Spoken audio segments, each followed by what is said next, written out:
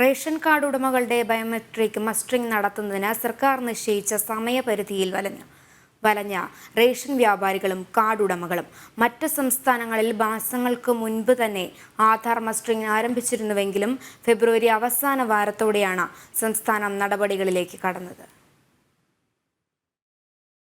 മുൻഗണനാ വിഭാഗങ്ങളായ Antyodaya, Anna Yojana, PHH ration കാർഡിലെ മുഴുവൻ അംഗങ്ങളുടെയും ആധാർ മസ്റ്ററിംഗ് മാർച്ച് 31-നുള്ളിൽ പൂർത്തിയാക്കാനാണ് സർക്കാർ നിർദ്ദേശം. കാർഡുടമകൾ ജീവിച്ചിരിപ്പുണ്ടെന്നും മുൻഗണനയ്ക്ക് അർഹതയുള്ളവരാണെന്ന് ഉറപ്പുവരുത്തുകയാണ് മസ്റ്ററിംഗിന്റെ ലക്ഷ്യം.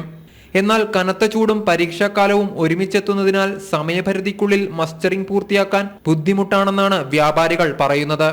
ഒരംഗത്തിന്റെ ആധാർ മസ്റ്ററിംഗ് പൂർത്തിയാക്കാൻ മാത്രം ചുരുങ്ങിയത് 5 മിനിറ്റ് സമയമെടുക്കും. നിലവിൽ സെർവർ തകരാറുള്ളത് മൂലം റേഷൻ മുടങ്ങുന്നതും പതിവായിരിക്കുകയാണ്. കാർഡ് ഉടമകൾ മുഴുവൻ കാർഡ് അംഗങ്ങളെയും ഈ പെൻഷൻകാർ മസ്റ്ററിംഗ് ചെയ്യുമ്പോൾ മസ്റ്ററിംഗ് ചെയ്യണം എന്നാണ് കേന്ദ്ര ഗവൺമെന്റ് നിലപാട്.